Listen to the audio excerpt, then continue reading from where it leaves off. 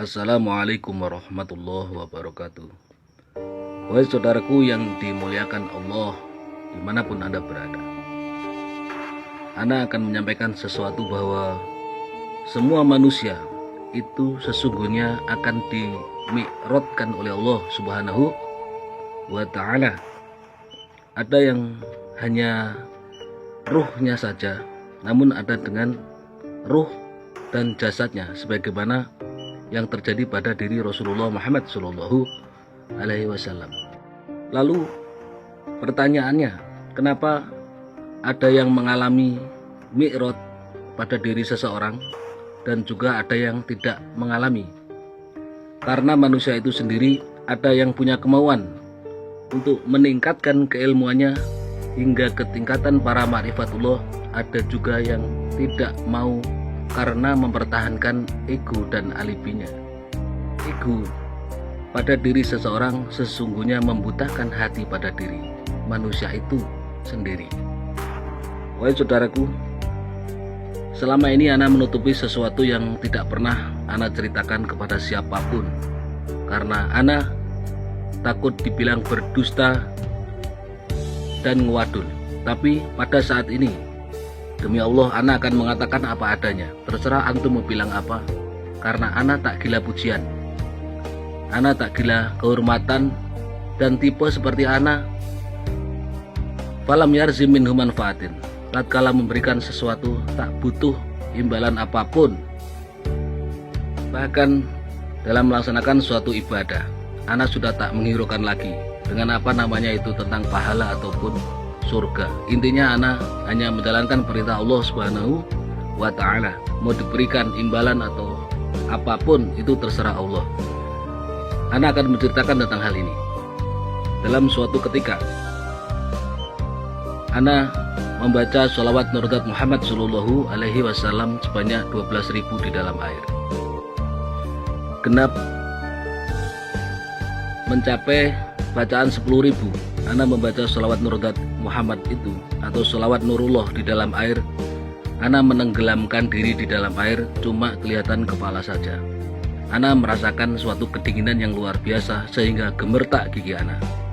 Lalu seakan-akan karena sangat kedinginan itu, Ana tak tahu lagi di mana tangan, di mana kepala, di mana kaki. Ana sudah tak merasakan semua anggota tubuh itu. Tak Ana rasakan apapun. Ana hanya mendengar gemuruh nafas batin Ana waktu membaca sholawat Nurullah itu. Bunyinya seperti ini: Allahumma sholli wa sallim wa barik ala sayyidina Muhammad Nurdat Muhammad Sallallahu Alaihi Wasallam wasiri syarifi syaril asma wa sifati wa ala alihi wa sahbihi wa salim. Itulah bacaan sholawat Nurullah atau sholawat Nurdat Muhammad.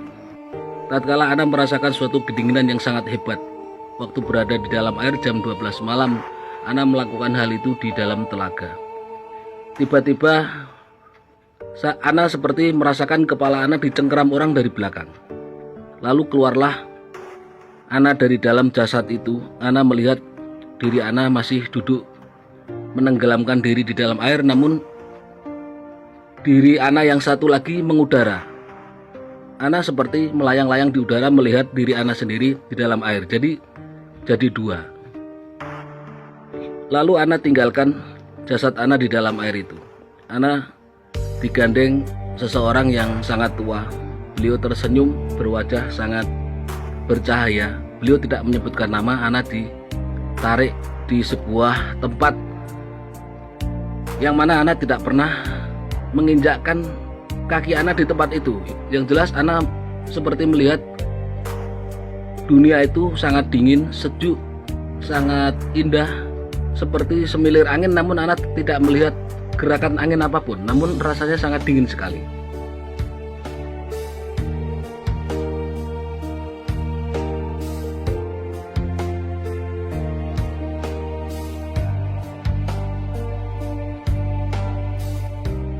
Tiba-tiba Ana melihat kerumunan orang banyak sekali, seakan-akan memenuhi jagat raya ini. Timur, barat, utara, selatan penuh dengan orang yang berjubah warnanya serba hijau, semuanya serba hijau. Dan mereka mengatakan, ya Allah, ya Hudum, ya Allah, ya Hudum, ya Allah, ya Hudum. Itu yang mereka ucapkan. Artinya, dan mereka mengatakan, ya Allah, bantulah saya, ya Allah, bantulah saya. Itu yang anak dengar dan anak lihat di alam itu. Lalu, wahai saudaraku, anak ditepuk oleh kakek itu. Anak diajak berjalan di suatu tempat lagi. Anak cuma melihat ada sebuah menara dari bumi tembus ke langit satu, dan menara itu serba keemasan. Semua orang yang berjubah warna hijau itu mengatakan, ya Rasulullah Muhammad Sallallahu Alaihi Wasallam, ya Rasulullah Muhammad Sallallahu Alaihi Wasallam. Tatkala anak membaca sholawat, anak biasa mengatakan Sallallahu Alaihi Sayyidina Muhammad, Sallallahu Alaihi Sayyidina Muhammad. Namun di tempat itu semuanya mengatakan ya Rasulullah Muhammad Sallallahu Alaihi Wasallam. Ternyata di bawah menara itu ada orang yang duduk. Tinggi tidak, rendah tidak, besar tidak, kurus pun tidak. Wajahnya penuh cahaya. Dan semuanya mengatakan ya Rasulullah Muhammad Sallallahu Alaihi Wasallam. Beliaulah Rasulullah Muhammad Sallallahu Alaihi Wasallam.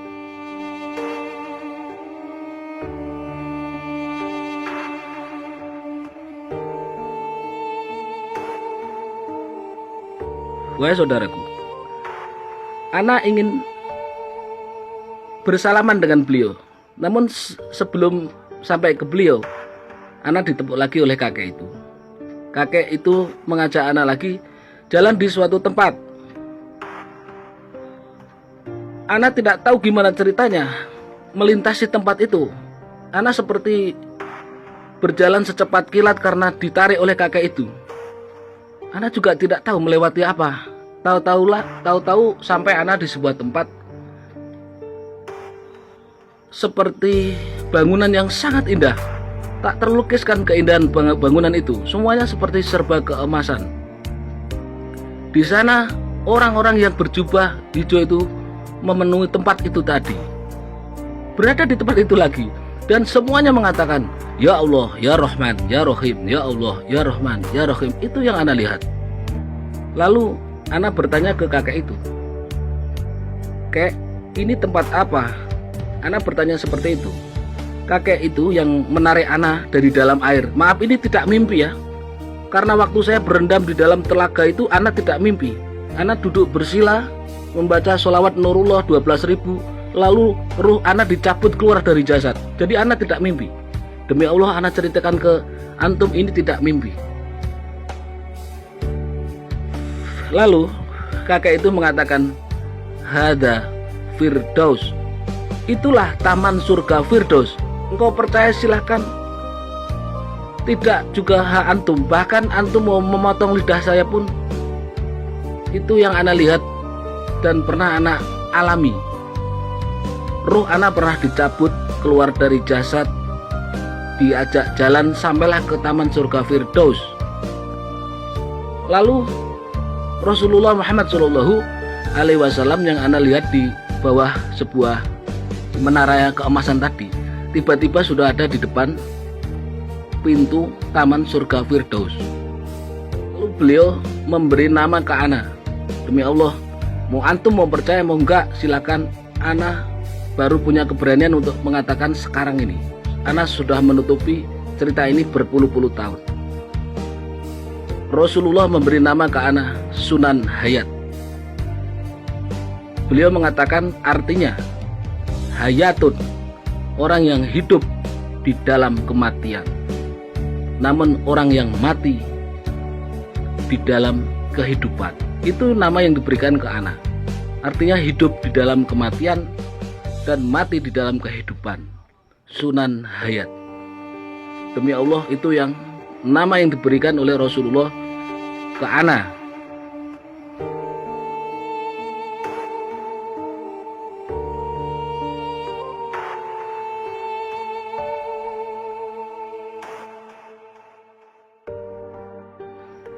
Pertanyaannya, siapa kakek-kakek yang menarik anak dari dalam air waktu mengamalkan sholawat Nurullah sampai ke tempat itu?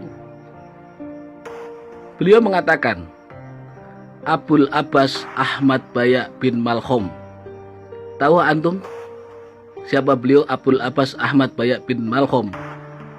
Satu-satunya nama itu adalah Nabiullah Khidir alaihissalam. Karena ana sudah pernah bertemu dengan Nabi Khidir, ana berikan ciri-ciri beliau. Nabi Khidir punya ciri-ciri yang tidak ada di manusia satupun di jagat raya ini. Nabi Khidir telapak tangannya empuk seperti kapas dan tidak ada garis tangan. Antum lihat, kita ini ada garis tangan, beliau tidak ada. Karena ana sudah mencium tangan beliau, jadi ana melihat bahwa garis tangan beliau itu tidak ada. Telapak tangannya lurus, tidak ada garis tangan, namun tangan beliau empuk seperti kapas. Itu Nabi Khidir. Jika ada yang mengatakan Nabi Khidir telapak tangannya ada garis tangannya, itu bukan beliau.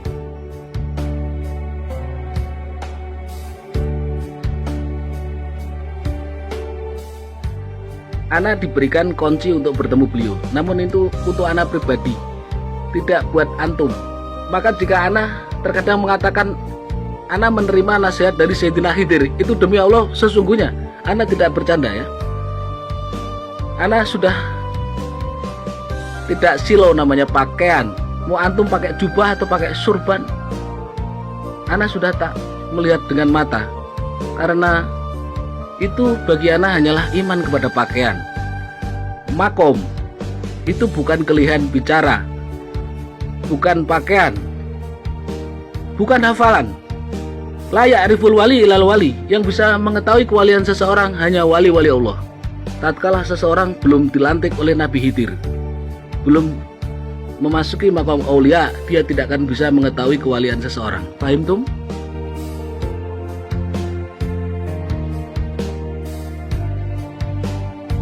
Lanjutkan kembali cerita tadi.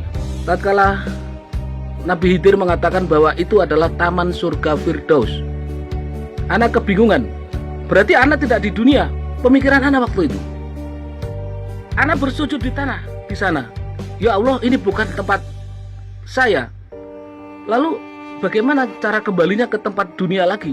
Itu yang pernah ana alami.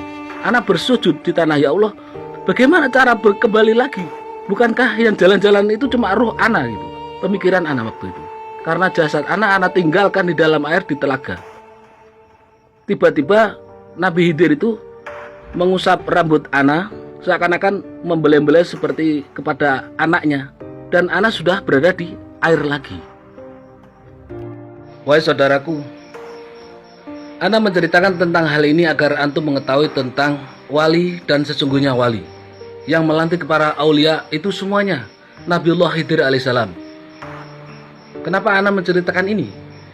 Jangan sampai antum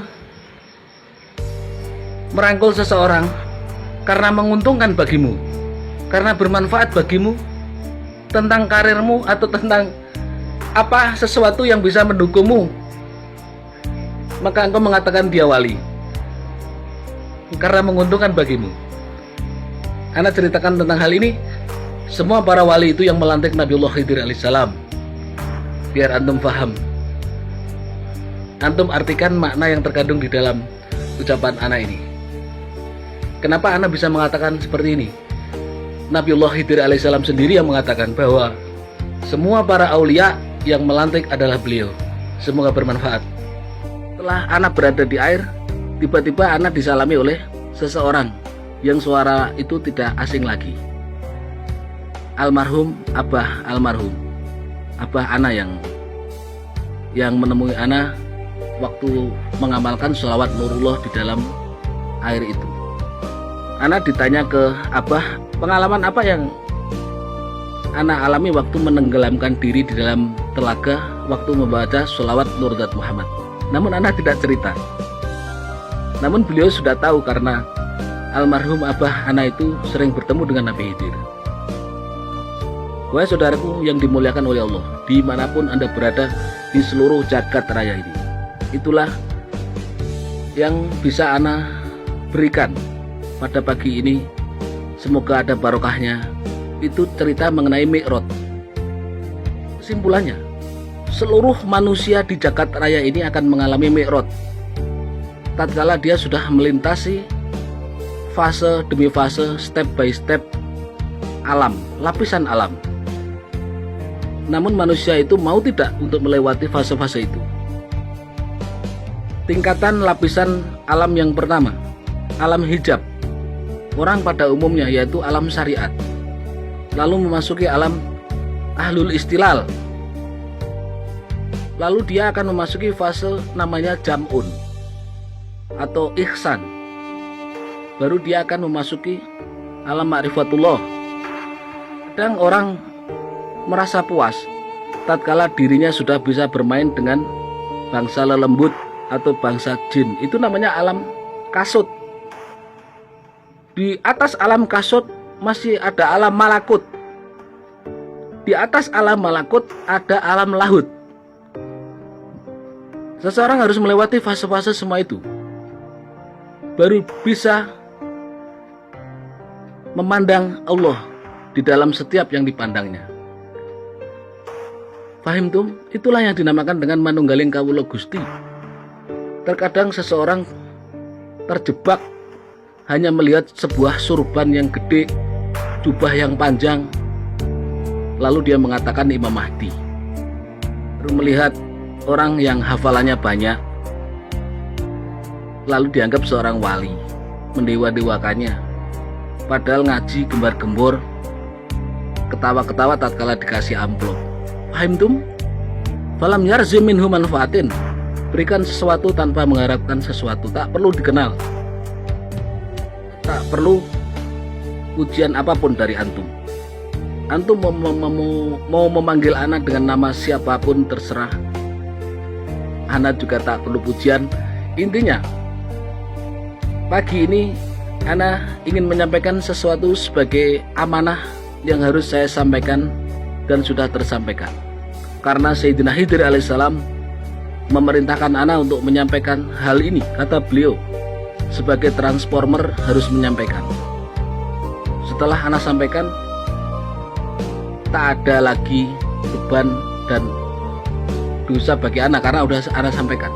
Sekali lagi, mau antum percaya mau enggak silahkan, Ana sudah menyampaikan. Akhirul kalam. Assalamualaikum warahmatullahi wabarakatuh.